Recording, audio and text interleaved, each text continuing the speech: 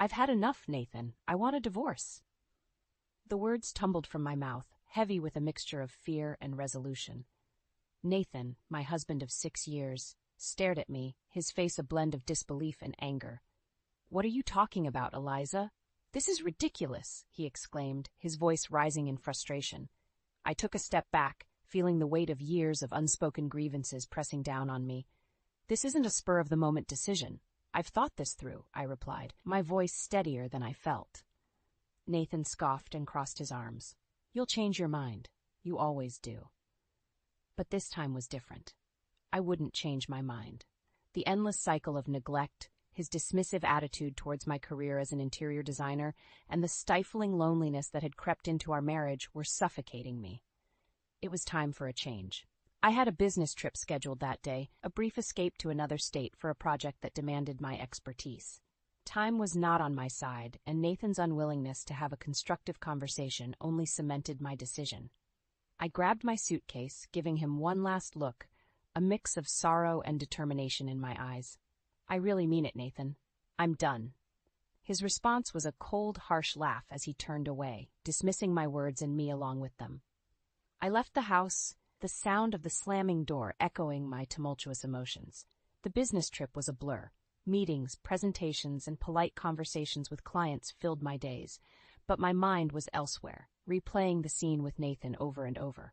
I felt a strange blend of liberation and fear. Was I ready for the unknown that lay ahead? Returning home the next day, the house was silent, almost reflective of the void in my heart. "I'm back," I called out, but there was no response. On the dining table lay a business card, a divorce lawyer's. Nathan had made his move, quicker than I had anticipated. I picked up the card, my fingers tracing the embossed letters. Nathan's quick decision surprised me, but in a way, it was a relief. Maybe he too realized that our marriage was beyond repair. Maybe this was for the best. Resolute, I dialed the number on the card. It was time to close this chapter of my life and begin anew. As I waited for the call to connect, a sense of empowerment washed over me. This was not the end of my story, but the beginning of a new one. My story, on my terms. As I sat in my home office, the echoes of my conversation with the divorce lawyer still lingered in my mind. The room, once a sanctuary where I sketched and imagined beautiful spaces, now felt like a capsule of my failed marriage. I let my gaze drift across the room, landing on the framed photos of Nathan and me. Our smiles in those pictures seemed to belong to strangers. It's hard to believe that just 6 years ago, Nathan and I were the quintessential happy couple. We met at a mutual friend's art exhibit. He was charming, with a quick wit that matched my own. Our shared love for art and design drew us together. We would spend hours discussing the latest trends in interior design, often debating over styles and aesthetics. When Nathan proposed, it felt like a fairy tale. We dreamt of building a life together, filled with love, shared ambitions, and eventually a family. However, reality painted a starkly different picture. Nathan's true colors began to show soon after our wedding. Initially, his comments were subtle, a jest about my job as an interior designer being just a hobby, or a passing remark about how a wife should prioritize home over career. But gradually his words grew sharper, his attitude more dismissive. The change in our relationship wasn't just emotional, but also practical. We had agreed to share household responsibilities, but soon all the tasks fell on my shoulders. Nathan would come home from his job at the architectural firm and immediately retreat to his study, leaving me to juggle my work deadlines and household chores alone. I tried to talk to him, to remind him of the partnership we had promised each other. But each conversation ended in an argument, with Nathan declaring that housework wasn't his job. As I reflected on these moments, a sense of clarity began to dawn on me. I had been living in a facade, a marriage that looked perfect from the outside but was crumbling within. I wasn't just fighting for a divorce. I was fighting for my self-respect. It was then that I made a promise to myself. No longer would I be the Eliza who nodded and smiled, suppressing her own needs and desires. It was time to rebuild not just my life, but also my identity. An identity not defined by Nathan or our failed marriage, but by my own strengths and passions. As I stood up from my desk, a newfound determination filled me. The road ahead would be challenging, but but I was ready to face it head on. I was ready to rediscover the Eliza who dreamed of creating beauty in the world, one space at a time. The days following my decision to divorce Nathan were a whirlwind of emotions and legal consultations. But amidst this chaos, I discovered something that turned my world upside down. Nathan was having an affair. I stumbled upon this revelation one evening while working late on a project. My phone buzzed with a notification from a social media platform, a tag and a photo from a user I didn't recognize. Curiosity piqued. I opened the app, and there it was, a photo that felt like a punch to the gut. Nathan, arm in arm with a younger woman, smiling as if he hadn't a care in the world. The woman, Bella Harper, was an influencer known for her glamorous lifestyle posts. Anger and disbelief coursed through me as I scrolled through Bella's profile. There were more photos, subtle hints of their relationship hidden in plain sight. A picture at a restaurant with 2 wine glasses, a shot of a man's hand, Nathan's hand, I recognized, holding hers. Each post was a breadcrumb leading to the painful truth of Nathan's betrayal. The pain of the discovery was sharp, but it also brought a strange sense of clarity. Nathan's late nights at the office, the weekends he was out with clients, they all made sense now. He wasn't just neglecting me, he had replaced me. I sat there, in the dim light of my office, feeling a mix of sadness and liberation. Sadness for the love I thought we had, and liberation from the lies I had been living. It was clear now, Nathan's affair wasn't just a fling. It was a deliberate choice, a choice that showed me where I stood in his life. But amidst the storm of emotions, a plan began to form in my mind. Nathan had underestimated me, thought me weak and compliant. He was wrong. I was an interior designer, a creator of spaces that told stories. And now it was time to rewrite my own story, one where I wasn't a victim but the architect of my own future. I spent the night poring over Bella's social media, gathering evidence. I needed to be prepared for the legal battles ahead. But more importantly, I needed closure. I needed to confront Nathan, not as the betrayed wife, but as a woman reclaiming her power. The next morning, I called my lawyer, my voice steady and resolute. "I have something that might interest you," I said, explaining my discovery. "It's time to set the record straight. It's time for Nathan to face the consequences of his actions." The revelation of Nathan's affair with Bella Harper changed everything. It was not just a betrayal. It was a mockery of the vows we had once taken so earnestly. The pain was deep, but it ignited a fire within me, a resolve to stand up for myself and reclaim my life.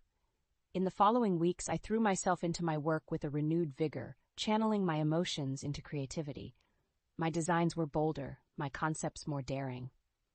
It was as if by freeing myself from Nathan's shadow, I had unleashed a part of me that was long suppressed. But the reality of my personal life couldn't be ignored. The divorce proceedings were underway, and with each meeting with my lawyer, I felt a step closer to freedom. I gathered all the evidence of Nathan's affair, preparing myself for the battles ahead. One evening, as I sat reviewing legal documents, Nathan walked in, his demeanor a strange mix of defiance and guilt. "So, you're really going through with this, huh?" he asked, his voice tinged with bitterness. "Yes, Nathan, I am," I replied calmly, without looking up from the papers. He let out a scoff. "You think you'll be better off without me? You think you can just throw away our marriage like it's nothing?" "Our marriage ended the moment you decided to be with someone else, Nathan," I said, finally looking at him. "I'm not throwing away anything. I'm just picking up the pieces of what you broke." Nathan's face hardened. "You'll regret this, Eliza. You're making a mistake." "No, Nathan. The mistake was thinking you would change, but I'm correcting that mistake now." He didn't respond, just turned and left the room, his silence more telling than words. The day of the final hearing arrived quicker than I had anticipated. Standing before the judge, I felt an odd sense of peace. This was it, the moment of truth. Nathan and I presented our cases, the evidence of his affair leaving him with little to defend. The judge's gavel sounded like a bell of liberation when the divorce was finalized. I walked out of the courtroom, a free woman. But this was not just a legal victory. It was a personal triumph. I had stood up against the injustice and disrespect that had colored my marriage. As I stepped outside, the sun seemed brighter, the air fresher. I was no longer Eliza, Nathan's wife. I was Eliza Bennett, a woman who had reclaimed her life, her identity. But this was just the beginning. The next chapter of my life was waiting to be written, and I was ready to be its author. The finality of the divorce brought a sense of closure, but it also opened a new chapter of confrontations and revelations. It was time to face Nathan and his mistress, Bella Harper, in a way they never expected. I continued to live in the same house with Nathan until everything was settled. Our interactions were minimal, cold, and strictly necessary. He had already started to bring Bella around, flaunting his new relationship in a way that seemed designed to provoke me. But I refused to give him that satisfaction. I was planning, waiting for the right moment to make my move. One evening, as I sat in my studio surrounded by my designs, I heard them laughing in the living room. Something about their carefree joy struck a nerve. It was a stark reminder of the life Nathan had shattered. My hands clenched into fists, not out of anger, but determination. It was time to act. The following day, I contacted my lawyer and initiated the final phase of my plan. "It's time to make them understand the consequences of their actions," I said with a resolve that surprised even me. The opportunity presented itself one weekend when Nathan announced that he was taking Bella on a trip. "We'll be gone for the whole weekend," he said, a smug smile on his face. "Enjoy your trip," I replied, my voice steady, giving nothing away. As soon as they left, I swung into action. I had already arranged for a moving company to come. Piece by piece, my belongings, everything I had brought into this house, everything that was mine, were carefully packed and removed. But I didn't stop there. I took everything that represented the life Nathan and I had built together, the furniture we had chosen, the art we had collected, the memories we had created. All of it, gone. When Nathan returned, he walked into an empty house. The shock on his face was palpable. "What have you done?" he stammered, looking around at the barren walls and empty spaces. "I did what I had to do," I said calmly. "I removed everything that was mine, everything that I contributed to this house." "This is insane, Eliza. You've taken everything." "Not everything, Nathan. Just what was rightfully mine. You wanted a new life with Bella, remember? I'm just helping you start from scratch."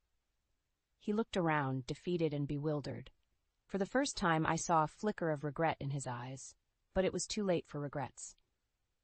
As I turned to leave, I felt a weight lifting off my shoulders. I had taken back control of my life, piece by piece. Nathan and Bella were left to deal with the empty shell of a home, a fitting metaphor for the hollowness of their betrayal. The days following the great exodus of my possessions from the house were filled with a mix of liberation and reflection. I had taken a decisive step, one that was both empowering and symbolic. It was more than just reclaiming my belongings. It was about asserting my independence from a relationship that had long ceased to be a partnership. I had moved into a small, cozy apartment, a blank canvas that awaited my personal touch. It was in this new space, free from the shadows of the past, that I began to truly process everything that had happened. Meanwhile, Nathan and Bella faced the reality of their choices. The empty house was a constant reminder of the life that had been uprooted. I heard through mutual acquaintances that Nathan was struggling to come to terms with the changes. Bella, on the other hand, seemed more concerned with the loss of the material comforts than the relationship itself. It was during this time that I received an unexpected call. Nathan, his voice was a mix of anger and desperation. "Eliza, you've gone too far. You've taken everything. How could you?" I listened, a calmness enveloping me. "Nathan, I only took what belonged to me. You wanted a fresh start, remember? I'm just helping you with that. You've left us with nothing." His voice cracked, a sign of his fraying composure. "Nathan, you made your choices. Now you live with them. Bella wanted a life with you, and now she has it, just not the way she imagined." There was a pause, and for a moment I thought he had hung up. Then, quietly, he said, "I didn't think you'd actually do it. Sometimes, Nathan, we don't really know people until we see them in a new light." The call ended, leaving a profound silence in its wake. It was a conversation that marked the end of an era. I had spoken not with bitterness, but with the clarity of someone who had closed a painful chapter of her life. As days turned into weeks, I immersed myself in my work and the decoration of my new apartment. The creative process was therapeutic, each design choice a step towards rebuilding myself. I was rediscovering the passions and dreams I had before Nathan, reconnecting with the essence of who I was. One evening, as I sat on my new balcony, a sense of peace washed over me.